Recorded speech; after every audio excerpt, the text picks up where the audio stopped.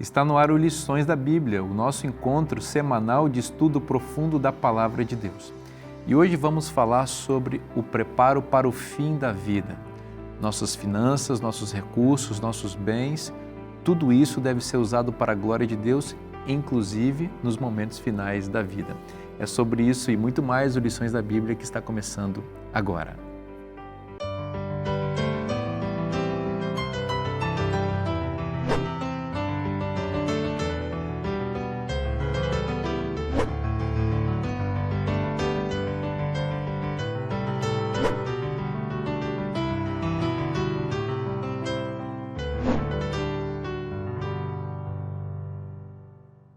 Já estamos aqui com a mesa, com os nossos amigos, para começarmos a nossa conversa especial sobre o tema de hoje. É muito bom estudar a Palavra de Deus e ao longo desta temporada nós temos sido abençoados com orientações especiais da Palavra de Deus sobre como administrar os recursos que Deus colocou à nossa disposição. Bom, agora eu vou apresentar para vocês, mais uma vez, esses companheiros que estão conosco ao longo desses 3 meses, para compartilhar as experiências deles, o estudo deles, o ministério deles e abençoar a nossa vida. Aqui à minha esquerda o pastor Marcelo Carvalho, seja bem-vindo, meu amigo, mais uma vez. Obrigado, pastor Vinícius, pelo convite e pelo privilégio de estar aqui com os amigos estudando a Palavra do Senhor. Muito obrigado. Pastor Elton, seja bem-vindo, amigo, mais uma vez também. É uma grande honra participar desse momento mais uma vez para estudar a Bíblia. A Bíblia é o livro mais espetacular de todos os tempos. É verdade. Está na Bíblia, é bom para você, né? É bom para você, sem dúvida. Pastor Marcos Bonfim, que bom tê-lo mais uma vez, seja bem-vindo. Obrigado, está sendo muito bom estudarmos juntos esses temas maravilhosos, né? Vou pedir para o senhor fazer uma oração para a gente. Então vamos orar. Senhor, nos aproximamos da sua palavra mais uma vez e o fazemos com reverência. Amém. Não cremos que podemos, sem ajuda sobrenatural, compreender o que vamos estudar. Então queremos convidar o Espírito Santo para nos abrir a mente à compreensão das Escrituras. Nós pedimos isto em nome de Jesus. Amém. Amém. Uma das coisas mais lindas que eu acho na vida é encontrar pessoas idosas já avançadas em anos, né? Mas que mantêm o espírito de alegria, de felicidade e de gratidão a Deus por tudo que tem.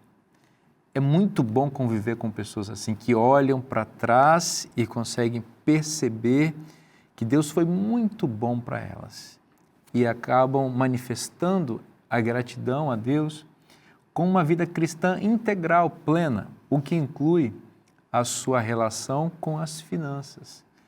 Nessa fase da vida, as preocupações com as finanças, elas reportam para o futuro em que a pessoa não estará mais presente. Isso envolve testamentos para aqueles que têm um patrimônio, que precisa dividir isso para que isso seja utilizado de forma correta, né? E também para a manutenção da sua própria família, né? Nós vamos conversar um pouquinho sobre isso hoje. É um tema importante. Ninguém gosta de falar da morte, mas é algo que todos nós sabemos que precisamos nos preparar, porque em algum momento, se Jesus não voltar em nossos dias, e nós esperamos que volte, nós vamos enfrentar essa realidade, né? Pastor Marcos Bonfim, como uma pessoa chegar, eu não estou dizendo que o senhor chegou ainda, porque o senhor está muito jovem, mas como chegar, de acordo com o que o senhor leu, como chegar bem, feliz, na fase da velhice, e com o coração cheio de gratidão a Deus? Você falou bem, pastor Vinícius, sou uma criança ainda, mas acho que estou mais perto que vocês três, né? Dessa fasezinha aqui, já quase entrando nela. E eu achei muito interessante que a introdução da lição número 10 do nosso guia fala de alguns medos que são comuns, e eu me identifico com alguns deles aqui. Okay. Medo de morrer muito cedo. Eu conheço casos de pessoas que planejaram a aposentadoria, 3 meses depois da aposentadoria, a vida se encerra, e aí fica uma esposa sozinha, ou fica o cônjuge sozinho, você planejou a vida inteira, não, eu estou trabalhando agora, mas a gente vai ficar junto na aposentadoria, vamos desfrutar, e essa esperança se esvai. O outro temor é o oposto, é viver demais. As pessoas que têm um montante fixo para viver, em alguns lugares do mundo isso acontece, e talvez alguns planos de aposentadoria no Brasil, não sei, quando você tem aquele montante. E se você viver demais, você vai comendo aquele dinheiro, o dinheiro acaba, você vai viver do quê? Né? O terceiro medo, o terceiro temor é uma doença catastrófica. E talvez você fique inválido. E aí? Seus filhos trabalham. Quem que vai cuidar de você? Vai como? Você vai ficar dando trabalho para os outros? E o quarto medo é problemas mentais ou físicos que podem tirar você da vida útil, etc. Né? Mas o interessante é o texto que tem logo em seguida que diz: todos esses medos se originam com Satanás. Que bom. Satanás, ele é o mestre dos medos. A gente pode confiar e descansar que tem um Pai que cuida da gente. E se nós estamos entregando a vida cada manhã ao Senhor, não há o que temer. Não temas, eu sou aquele que estive morto, estou vivo e vivo para sempre. Tenho as chaves da morte e do inferno, disse Jesus. Então, ele não quer, nós desonramos a Deus quando tememos. Nós honramos a Deus quando confiamos nele e dependemos dele. Amém. O medo é um símbolo do pecado, né, pastor? Eu acho que isso é bem interessante a gente relembrar. A primeira vez que a palavra medo aparece na Bíblia é quando Adão e Eva pecam, eles se escondem, e aí Deus chama Adão e diz assim: Adão, onde é que você está? Você está aí? E aí Adão sai ali, traz o arbusto e tal. Por que você se escondeu? Eu tive medo e me escondi. O medo aparece nesse contexto, num mundo de confiança em Deus, num mundo pleno, né, espiritual, de confiança, de dependência em Deus, o medo não tem espaço. Ele não tem espaço. Aliás, o segredo contra o medo, disse Jesus uma certa vez para os discípulos, é a fé, é a confiança. Esse é o remédio, né? Eu acho que tem que ter um equilíbrio entre a noção da realidade e o medo da realidade. E a gente vê já logo em seguida na lição a história de um cara que também não tinha medo de nada. Né? Esse é um maluco total. É um maluco total, porque ele falou: que coisa boa, fiquei rico, olha, estou cheio de dinheiro agora, vou comer e beber e vou aproveitar. E o que Deus fala para ele, né? Louco. Hoje pedirão a tua alma, você morre daqui a pouco, e se ajuntou, tudo vai ficar para quem? Essa história que Jesus contou aqui é muito importante porque revela uma pessoa se relacionando de uma maneira totalmente equivocada com a riqueza. Veja bem, Deus não tem problema nenhum com a pessoa que é rica. Então, nós podemos estar falando hoje para pessoas que são ricas, são prósperas. Não se sinta culpado porque você é rico, você trabalhou. É bênção de Deus. É bênção. O foco aqui da parábola de Lucas, capítulo 12, versos 16 a 21, é o indivíduo que se relaciona errado com essa riqueza. Ele diz, ele teve uma grande colheita, obviamente isso ia gerar bastante dinheiro para ele, porque ele ia vender esse produto e ele ia ficar rico, ou mais do que era. Esse rico é insensato por quê? Nós não vemos em nenhum momento o texto registrar a preocupação dele, em primeiro lugar, separar aquilo que é de Deus. Não fala no texto que ele, olha, teve uma grande colheita, agora eu vou tirar a parte de Deus e vou devolver. Aliás, o texto sugere justamente o contrário, né? Porque o verso 21, só abrindo um parênteses, meu amigo Vini, diz assim, ó, assim é o que entesoura para si mesmo e não é rico para com Deus. Né? Exatamente. Ou seja, a Bíblia diz assim, vós não sois de vós mesmos, fostes comprados por preço. Então, glorificar a Deus no vosso corpo, e não só no corpo, em todas as coisas. E o sentido dele não era a glorificação de Deus, era a glorificação do eu, né? Eu vou viver para minha glória, vou viver para eu comer, beber, regalar a minha alma, vou me divertir, vou viajar. Não é errado comer, não é errado beber, não é errado viajar. Agora, isso não pode ser a prioridade da minha vida. A prioridade da minha vida tem que ser honrar a Deus. Se Deus me deu esse dom, riqueza é um dom. Né? Não é uma coisa errada, como você mencionou, ela é um dom, mas é um dom para quê? Ellen White fala para motivos úteis, né? Para destinos úteis, para avançar o reino de Deus, para melhorar o mundo, para ajudar minha família, ajudar os necessitados, os pobres. Pastor, quando eu olho essa parábola aqui, eu não tenho dúvida que Jesus, ele lia assim, tenazmente o Velho Testamento. Claro. Porque esse camarada aqui, para mim, é o Nabucodonosor do Novo Testamento. Né?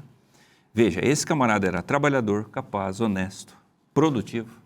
Poxa, são excelentes características, porque se ele teve todo esse sucesso, não era um indivíduo qualquer, né? Era um grande líder e um indivíduo que trabalhou para ter tudo isso. Ele não era nem preguiçoso nem desonesto. Isso. Um camarada nota 10, quase, não é?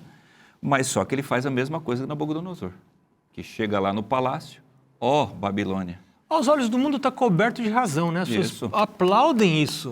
Né? Parabéns. Parabéns. A gente até inveja um indivíduo assim. Agora, o critério da Bíblia, o critério pelo qual Deus nos avalia é diferente do critério do mundo. Sim.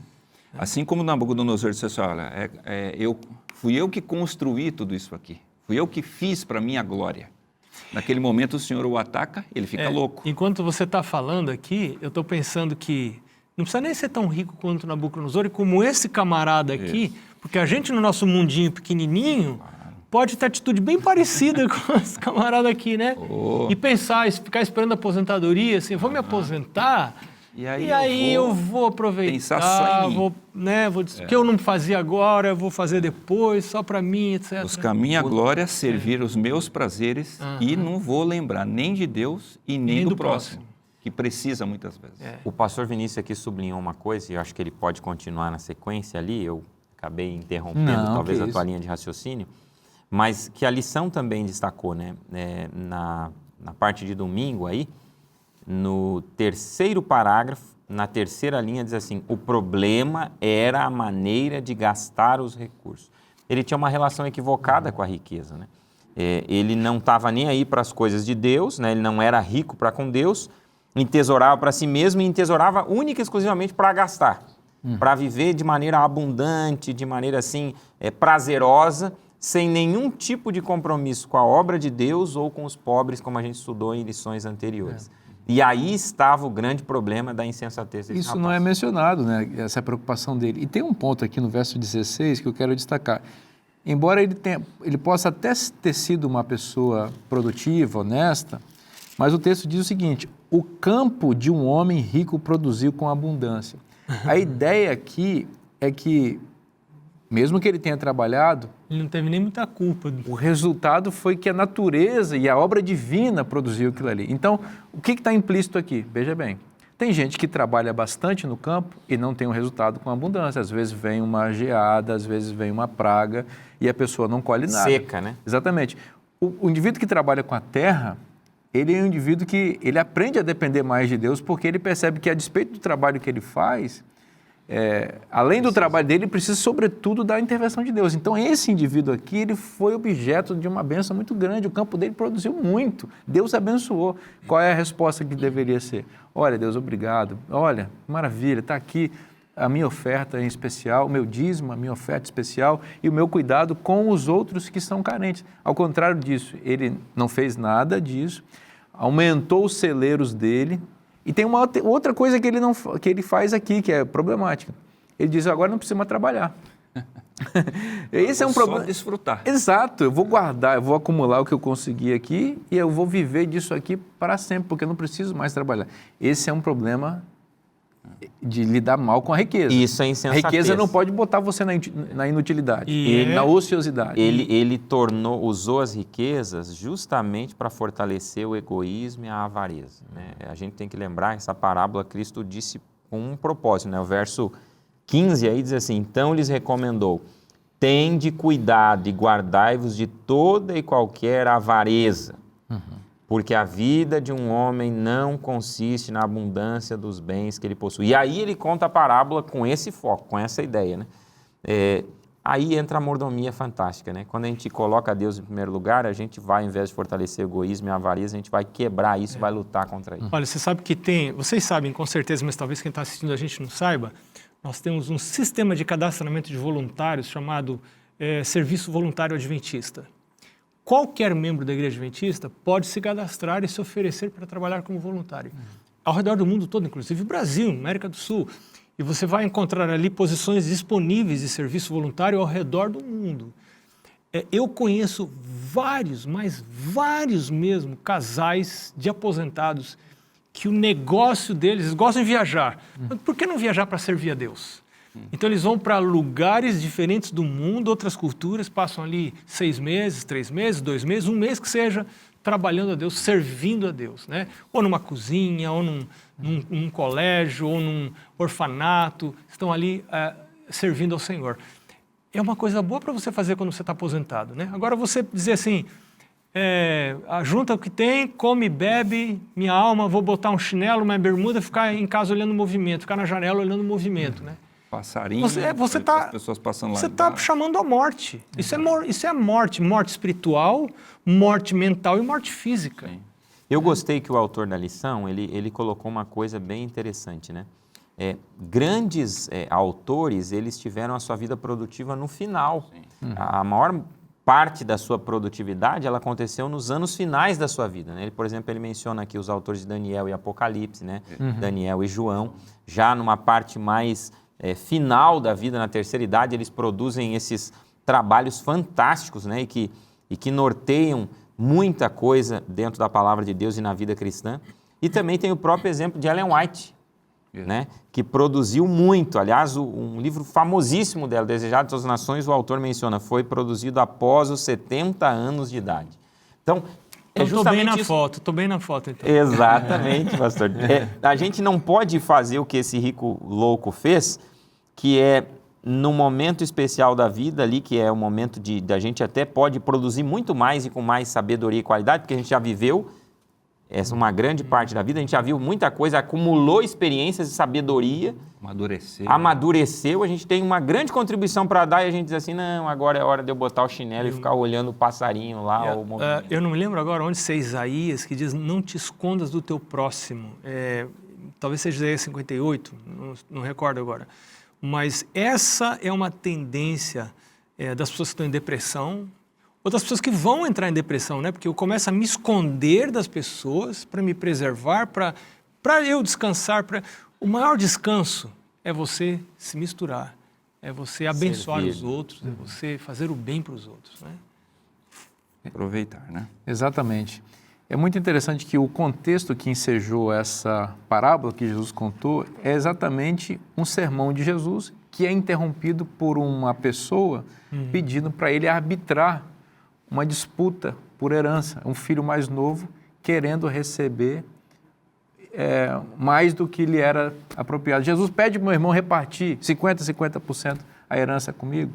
E Jesus, percebendo a avareza no coração daquele indivíduo, contou essa história. Mais uma vez fica claro o problema da avareza e da cobiça condenável ou condenados por Deus, né?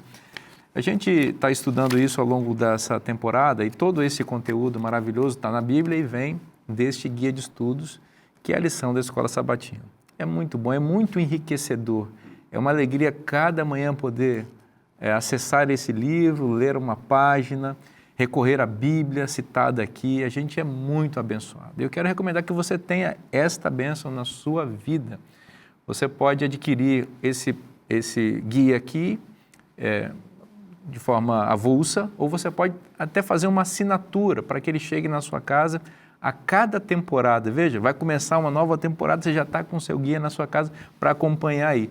É muito legal isso. Eu recomendo que você tenha esse produto para abençoar a sua vida. Se você deseja, você já sabe, é só acessar cpb.com.br. O nosso programa vai fazer um rápido intervalo, bem rapidinho. Não saia daí, a gente volta já já.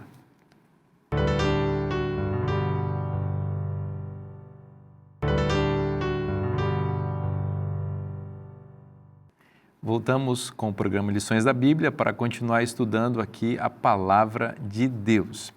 E uma dica especial para você que ainda não pediu a revista Educação Financeira à Luz da Bíblia. Esse material é imperdível para você que quer administrar melhor os seus recursos, quer fazer uma poupança, quer se livrar das dívidas, não quer cair no cheque especial, nem no rotativo do cartão de crédito. Você que quer saber como ser realmente próspero e usar tudo isso para a glória de Deus, aqui está o material que vai te ajudar.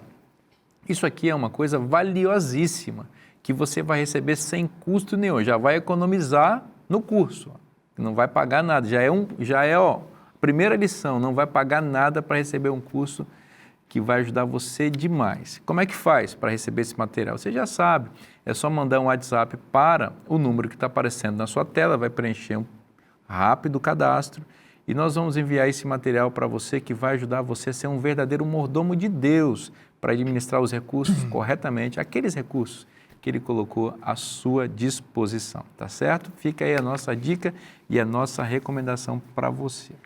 A gente está conversando hoje aqui sobre retribuição. Deus é tão bom conosco que é muito bom a gente manter um espírito de gratidão a Ele por tudo aquilo que Ele fez e faz. Isso se aplica muito em relação à vida das pessoas que já vão se aproximando para o fim da vida, a aposentadoria, a velhice.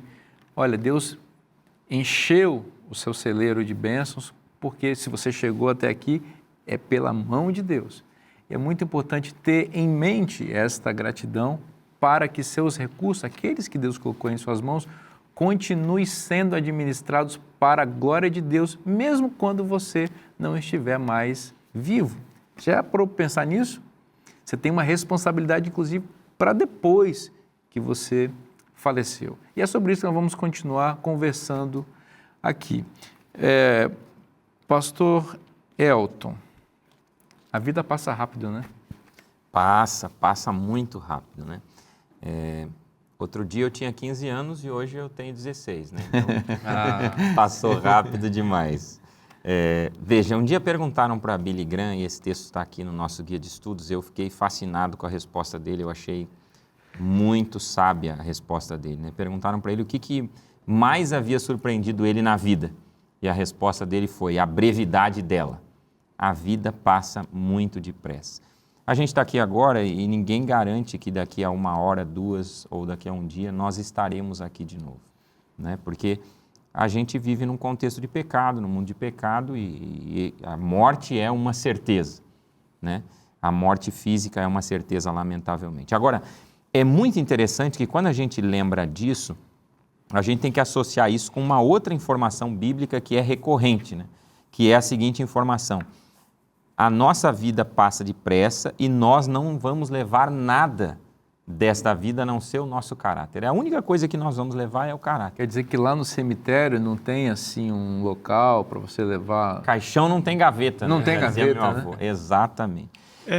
Essa figura é muito interessante, ela é mencionada por Jó, né?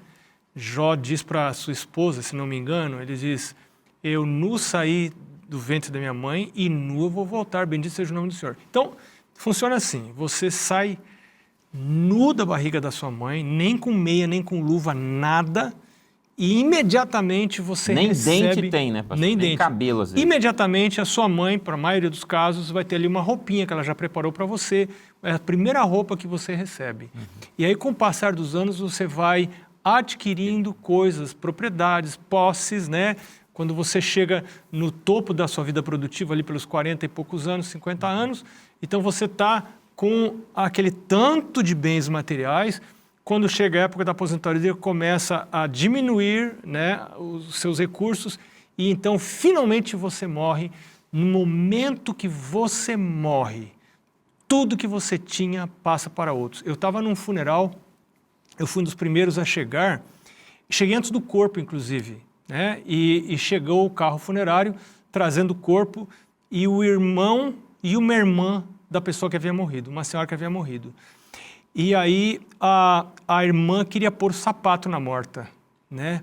E o irmão falou assim: não, mas para que pôr o sapato? Dá para um pobre, porque ela tá mais, vai tapar com flor. E a irmã: não, vamos pôr o sapato. Não põe o sapato. E começaram a brigar os dois na minha frente. Nossa. Ali, né? E eu pensei, nenhum deles era o dono do sapato, mas ela não é mais a dona do sapato, acabou. Estão disputando o sapato dela para saber se ela enterra com sapato ou se enterra sem sapato, né?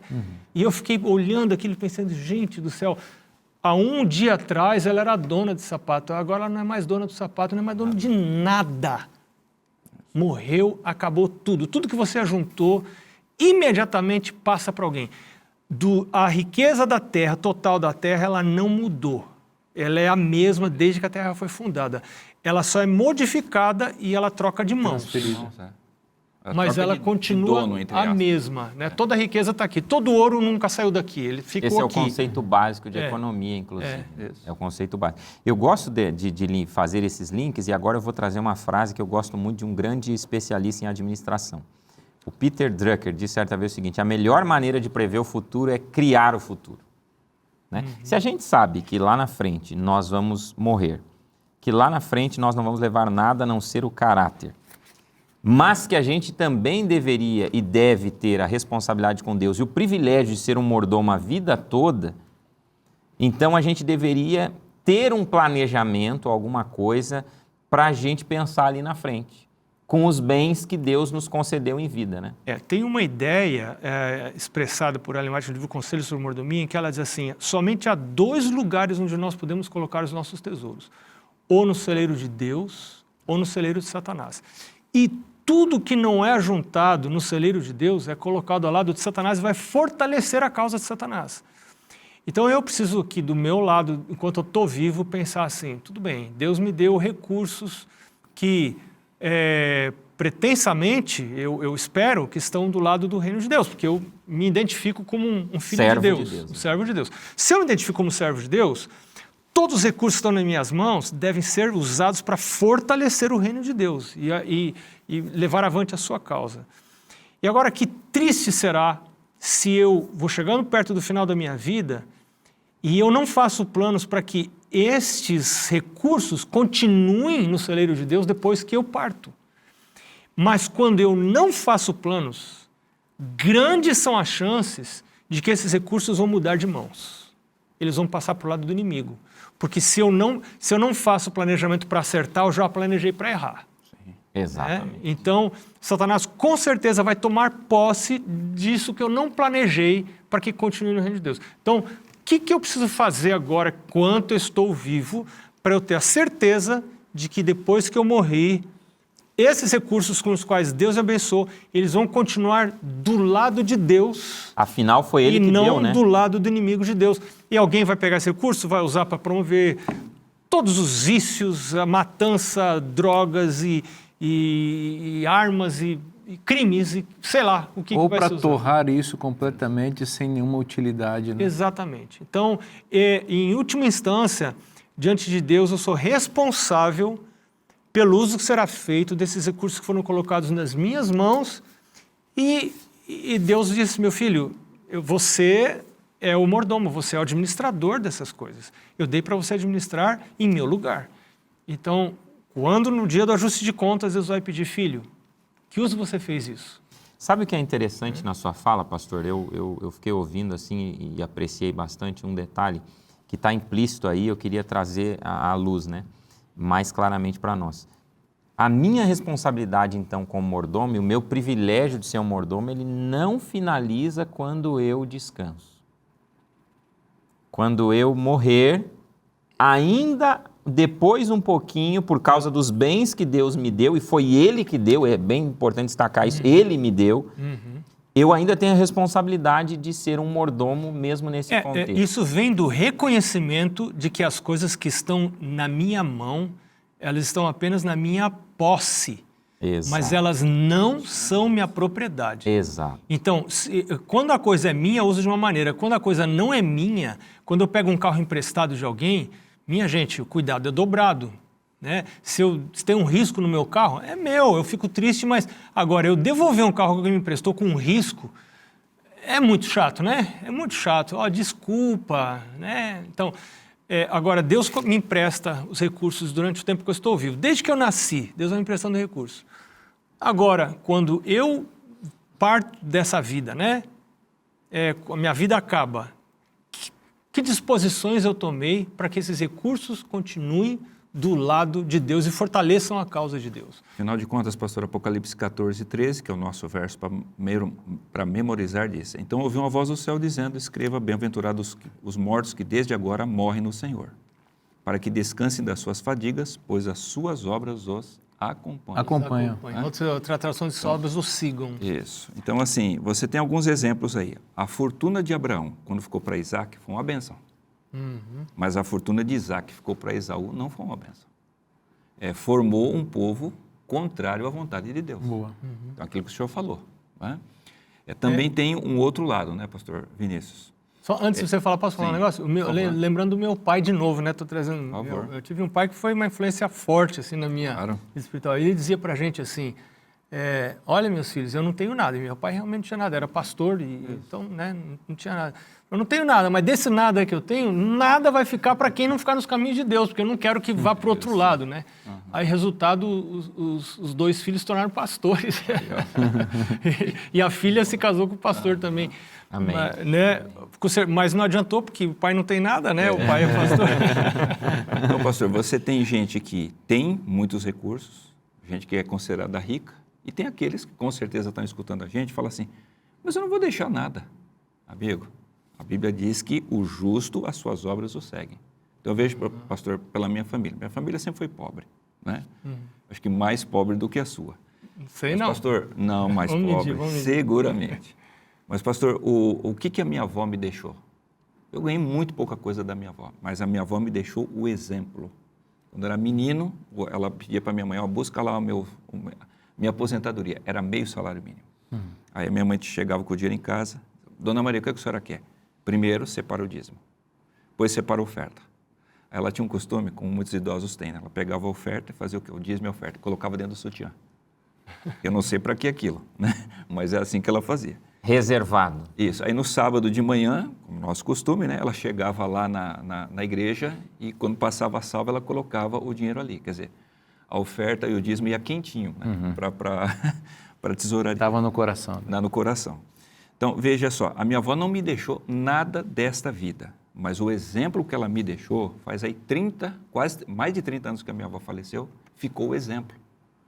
As obras dela seguiram até hoje. Então, eu sempre conto essa história para as pessoas, os meus filhos também são fiéis. Então, o exemplo ficou. Então, tem gente que fala, não, pastor, mas eu não tenho nada para deixar. Se você tem, pense em deixar nos caminhos de Deus. Se você não tem para deixar, deixe o seu exemplo. Interessante. Deixe a próxima geração de fiéis sobre o mundo. Amém. Há 2 anos, mais ou menos, perdi minha mãe também. E você contando a história, eu lembrei, né? Ela estava com um envelope preparadinho para o dízimo, né? E não pôde entregar. E no sábado seguinte, meu pai e eu fomos... Era o momento da pandemia, então tinham alguns diáconos com um posto avançado da igreja lá num parque. Nós fomos até lá para entregar o dízimo da minha mãe. E aí pudemos, abrindo as gavetas dela, achar todos os recibos de dízimo e oferta entregues, né? E descobrimos a porcentagem que ela dava como oferta, que a gente não sabia. Né? Ela tinha uma porcentagem que ela tinha escolhido. Foi fácil calcular, olhando para o dízimo ali, saber a porcentagem. E esses são legados que a gente deixa para os filhos, né? Perfeito. Então, a primeira coisa para que o dinheiro e os bens sejam bem aplicados após a morte, primeira coisa, aqueles que têm filhos e têm um patrimônio, é educar esses filhos no caminho de Deus, transmitindo o legado de fé. Você citou Abraão, né? Diz o texto de Hebreus que Abraão habitava com tendas com Isaac e Jacó. Eu gosto muito dessa passagem, porque diz o seguinte na frente, eles eram herdeiros com ele da mesma promessa.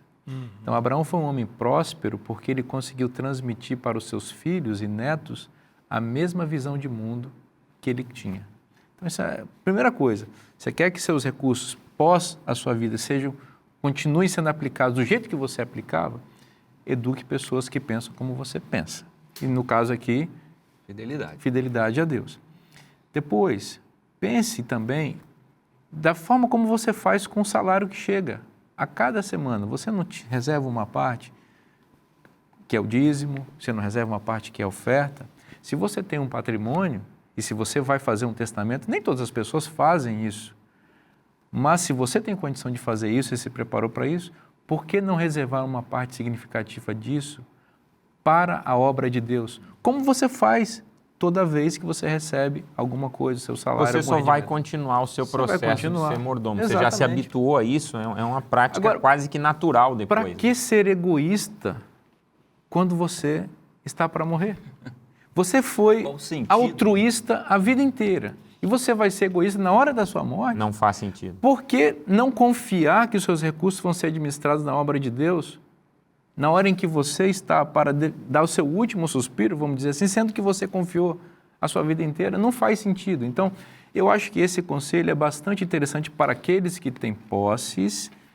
Não é que você vai deixar a sua família desguarnecida. Esse não é o plano de Deus. Agora, você também não pode pegar todo o seu dinheiro e colocar na mão do filho. Vamos pensar numa pessoa milionária. eu vou pegar toda essa herança, todo esse dinheiro que eu conquistei trabalhando e vou colocar na mão de uma pessoa. E essa pessoa, talvez, uma maldição. vai ser uma maldição para ele. Não é? As pesquisas, inclusive, têm mostrado isso, que esses filhos, eles às vezes não conseguem multiplicar isso. Os grandes bilionários do mundo, os grandes, é só a gente dar uma olhada na vida deles. O que eles fazem quando estão perto da sua morte? Estão chegando na terceira idade. Eles se desfazem e deixam quase nada para os filhos. Deixam só o suficiente para os filhos começarem a vida, mas eles não entregam tudo porque eles sabem, apesar de muitos não serem cristãos, que é uma maldição entregar toda a fortuna para eles. Exatamente. Que bênção poder estudar a palavra de Deus e receber conselhos inspiradores para aplicar em nossa vida. A gente vai fazer uma pausa rapidinha, muito rápida mesmo, não saia daí. A gente volta já já.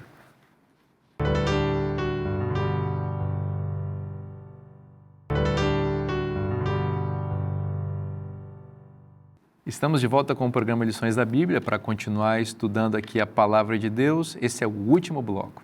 Eu quero fazer uma recomendação especial para você. Este material é uma grande bênção. É uma seleção dos escritos inspirados da autora norte-americana Ellen G. White sobre o tema de nosso guia de estudos. A cada semana, mais uma coleção de textos para ajudar você a ampliar o conhecimento a respeito do tema, aplicá-lo espiritualmente à sua vida e estimular você a viver e a ensinar outras pessoas. Então, se você deseja adquirir esse material, você já sabe, é muito fácil, é só acessar cpb.com.br. A gente está conversando aqui sobre a gratidão e o planejamento para que a gratidão acompanhe a nossa vida, mesmo depois quando a gente não estiver mais aqui. Nós precisamos ser gratos a Deus e dedicar sempre tudo o que temos e somos para Ele, para a sua obra e para a sua glória. Isso se aplica, inclusive, para o patrimônio que uma pessoa acumula na vida e que deve ser distribuído de forma justa, pensando sempre também no avanço da obra de Deus. Pastor Elton, é muito interessante pensar que a Bíblia tem vastas explicações sobre o uso do dinheiro. Né? Às vezes as pessoas não se dão conta disso, mas de como a Bíblia aconselha. Porque a gente já estudou, né? A avareza, a cobiça são idolatria e a Bíblia quer evitar que isso aconteça conosco. Né? Sem dúvida, sem dúvida. Nós temos uma série de textos, eu estou lembrando aqui de um texto que não apareceu aqui no nosso guia de estudo, mas é um texto bem pertinente, o texto que diz que o amor ao dinheiro é a raiz de todos os males. O dinheiro em si não é um problema, mas o uso que se faz dele pode ser um problema. O dinheiro pode ser uma grande bênção ou pode ser um grande problema, uma grande maldição. Eu gosto de uma frase atribuída aí a alguém que diz o seguinte: o dinheiro é um bom servo, mas um péssimo senhor. Né? O que essa frase quer dizer? O dinheiro tem que estar sobre o meu controle. Não é ele que tem que me controlar, mas eu que devo exercer controle sobre ele. Quando eu exerço controle sobre ele de maneira adequada à luz da Bíblia, eu não vou colocar nele a esperança, eu não vou colocar nele todas os meus desejos, minhas inclinações, não vou permitir que ele domine a minha vida. Que os bens materiais, as posses, as coisas que o dinheiro pode gerar para mim estejam no controle. Ao contrário, eu vou deixar que o Espírito Santo me guie e que o dinheiro esteja a serviço da obra de Deus, porque ele está sobre o meu domínio, sobre o meu controle. E a Bíblia vai deixar isso muito claro. Né? Por exemplo, eu gosto de um texto de Eclesiastes capítulo 5, que diz que aquele que ama a riqueza ou ama o dinheiro, jamais dele se farta. Quando eu era pequeno, eu lia muito gibi. Eu sempre li muita coisa, mas uma das coisas que eu lia era o Tio Patinhas, exatamente. Eu gostava das histórias do Tio Patinhas. Deixa, alcança a misericórdia. Amém, amém, pastor. Mas eu gostava das histórias do Tio Patinhas, né? Tudo começou com uma moedinha e etc. E o que me chama a atenção é que nós temos um monte de Tio Patinhas por aí. O dinheiro é uma coisa terrível, porque quanto mais você tem, mais você quer e menos você acha que os outros precisam. E mais, as pessoas mais ricas são as que mais têm medo da pobreza. Né? Isso é muito curioso, porque a pessoa já tem um monte, mas ela só tem um monte porque ela tem medo da pobreza. E cada vez ela quer guardar mais porque ela tem medo de passar necessidade. O dinheiro não pode nos controlar. O resumo da ópera é esse. A Bíblia é muito clara. O dinheiro tem que estar debaixo do guarda-chuva nosso e nós devemos estar debaixo do guarda-chuva de Deus. Aí o dinheiro vai poder ser uma O bênção. pobre não pode ter medo da pobreza, ele só sofre a pobreza, né? Exatamente. Mais 2 exemplos bíblicos daquilo que você falou é Balaão. Balaão tinha medo de voltar a ser um profeta pobre, né? Então eu vou lá atrás lá do rei Balaque, que ele me prometeu uma casa cheia de ouro. Então eu vendo até Israel, eu vendo o que eu tiver que vender, inclusive Mercado a minha religioso, alma. né? Isso. Eu vendo a minha alma, eu vendo o povo de Deus. Cobiça de líderes Mas eu quero religiosos. isso. O Mas eu dinheiro quero era dinheiro. senhor dele, né? Isso. Outro caso é Geazi. Quando Naamã vem, Eliseu disse, não, de jeito nenhum que eu quero o dinheiro. Ele só espera Eliseu entrar na casa, vai atrás, Não, Eliseu mudou de ideia, né? E, por favor, me passa aí um... Não, leva tudo. Não, é só isso aqui. E ele guarda. Depois vem a maldição. A lepra de Naamã vai pegar em você. É um outro caso de um indivíduo que iria ser um líder religioso, ele poderia ter sido o próximo profeta de Israel. Mas não soube lidar com a falta do dinheiro. Acho que ele olhava para Eliseu e falou assim, amigo, eu vou morrer desse jeito aí, que esse homem está aí, velho aí, e ninguém, né? Ele não tem preeminência nenhuma, porque Eliseu era filho de um homem rico. O fazendeiro rico deixou tudo para ser profeta do Senhor. Então você vê como nós, né? Como o senhor mencionou, né, pastor? Nós que somos aqueles que lideram o povo de Deus, como a gente tem que ser sábio também na administração do dinheiro na nossa vida. Porque senão nós vamos deixar, olha só o exemplo que esses 2 homens deixaram para o povo de Deus. É o exemplo mais negativo possível. Alguns princípios aqui da palavra de Deus que são interessantes, a partir de, por exemplo, 1 Timóteo 6,17. Não depositar a esperança da vida na instabilidade da riqueza. A riqueza não é um bom alicerce para você subir. Você pode ter dinheiro, ok, mas cuidado, tio Patinhas, né? Cuidado, porque a riqueza não é um bom sustento para a vida, ela é muito instável. E a palavra de Deus não tem nada contra a riqueza em si, né? E crente não rasga dinheiro. Sim. Né? E nós, quem tem dinheiro que pode ajudar, quem tem dinheiro que pode promover a causa de Deus. Mas Paulo aqui está dando um conselho para os ricos, porque é muito fácil para o rico, e Jesus mencionou isso também, muito fácil do rico se perder na riqueza. Né? E Ellen White fala assim, é a taça vazia que é mais fácil de carregar. A taça que está cheia até a borda é super difícil de carregar. Qualquer movimentozinho derrama. Né? Então Paulo fala ali, não sejam altivos, não confiem na incerteza das riquezas, porque as economias podem mudar, os governos mudam, você pode perder as coisas de uma hora para outra, uma catástrofe natural pode vir. A economia mundial pode e vai falir. A gente vê lá em Apocalipse capítulo 18, ali o retrato da economia mundial, os mercadores da terra, se lamentando, ai, Babilônia, porque aqui nós nos enriquecemos e agora você caiu. Ou seja, a gente pode prever aí no futuro próximo a derrocada, o desmoronamento da economia mundial. E quando alguém investiu todas as suas fichas nisso aí, meu futuro, eu vou aposentar, você pode de uma hora para outra perder todas essas coisas. E Deus fala assim, não seja louco de você colocar toda a sua confiança nas certezas das riquezas, mas coloque a sua confiança em Deus, que dá ricamente para nós todas as coisas para desfrutar. Eu gostei de Provérbios, já que estamos lendo os textos ou mencionando os textos, 30, versículo 8. Olha que texto fantástico, eu vou até ler esse texto aqui. É o texto da classe média, né? Esse texto é fantástico, ele é fantástico. Porque esse texto diz algo assim precioso, ele diz assim, afaste de mim a falsidade e a mentira, amém, por isso, esse pedido aqui. E aí vem um outro pedido interessante também que a gente tem que dizer amém. Não me des nem a pobreza nem a riqueza, dá-me o pão que me for necessário. Eu achei fantástico, né? Porque a gente tem que pedir para Deus justamente aquilo que é necessário. E, logicamente, Deus vai nos dar mais do que a gente precisa, porque Ele é um Pai generoso, que nos ama, que se preocupa conosco, desde que a gente, obviamente, tenha condições de administrar, né? O dinheiro pode ser uma grande bênção, se ele for usado da forma correta, né? Guiado pelo Espírito Santo. Agora, se ele for acumulado para ir por um caminho, para fortalecer o egoísmo, aí ele é uma maldição e aí Deus tem que apertar o cerco sobre nós. Eu gostei muito de 2 Coríntios 4,18, que está aqui na parte de quarta-feira, né, que nós, Paulo dizendo, nós devemos olhar para as coisas, não para as coisas que se veem, mas para as coisas que não se veem, para as coisas invisíveis. Porque as coisas que se veem são temporárias. Tudo que eu estou vendo aqui, até meu corpo é temporário, né? Nós sabemos, de acordo com 1 Coríntios 15, não é esse corpo que vai herdar a vida eterna, é outro corpo. Né? Todas essas coisas serão destruídas quando Jesus voltar. Então, o meu olhar não deve estar para essas coisas, deve estar para as coisas eternas, porque elas são perduráveis, né? São os bens intangíveis, agora pelo menos, são os bens que devem ocupar a nossa prioridade, a nossa atenção. Porque tudo isso aqui vai acabar. Pastor, pensando nisso, na parte aqui de quinta-feira, eu gostei demais da questão a sugestão do nosso guia aqui. Bom, se você foi fiel a vida toda, você está percebendo que logo ali, né, ninguém é bobo para não perceber que a morte está chegando. Por que não doar agora?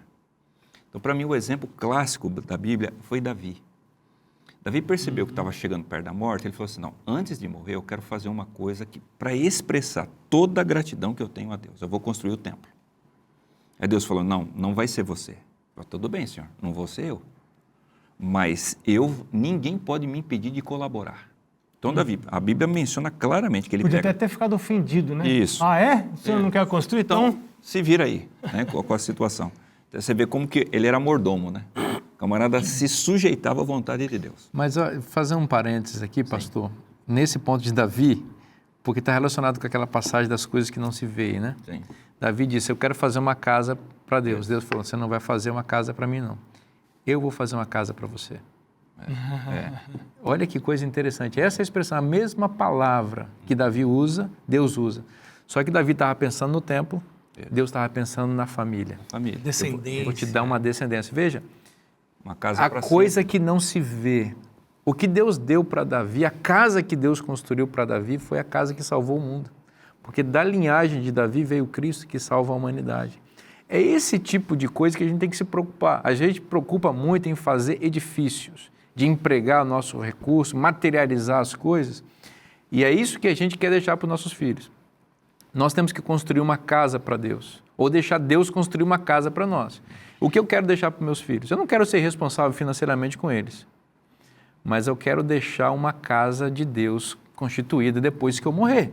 Eu quero que, se Jesus não voltar nos meus dias, eu quero que a minha filha e o meu filho, eles pensem aquilo que eu tenho pensado hoje em relação a Deus. E eles avancem na pregação do Evangelho. Esta é a casa que Davi não construiu, mas Deus construiu para ele. Eu lembrei de uma frase, pastor, que eu acho que casa bem com esse contexto, que é o seguinte, a gente fala tanto em deixar um mundo melhor para os nossos filhos e esquece que o mais importante é deixar filhos melhores para o nosso mundo. Exato. Isso aí. O meu pai, Esse é o legado.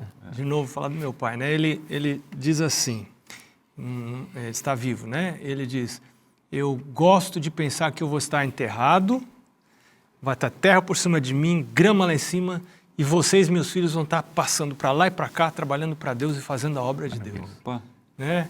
Interessante, sabe? Marcelo, continua, porque você tem coisa boa aí. Não.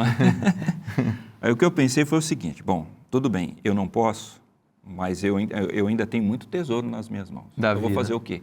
Eu vou direcionar para aquilo que eu quero, para a minha fidelidade. Então, Salomão é o seguinte, ele pegou a maior parte da fortuna dele, separou e disse claramente, eu quero que isso aqui seja para a construção do templo, para que todas as pessoas que quiserem adorar a Deus venham aqui.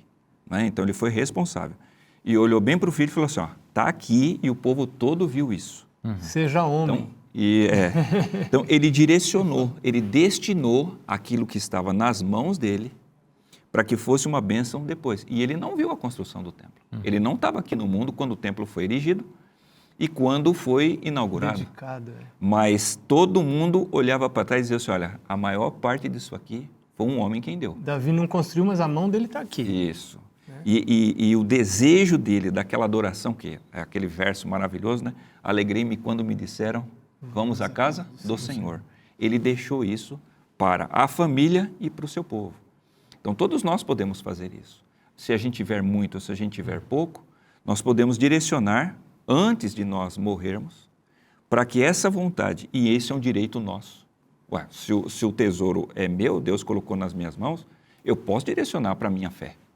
Isso não é ser remisso para com aqueles, né, os meus familiares e assim por diante. Não, eu tenho direito de direcionar aquilo que é meu e que estava nas minhas mãos quando eu estava vivo. É uma maneira de contribuir com a pregação do Evangelho, porque é o seguinte, a pessoa faleceu, o galardão dela não chegou ainda.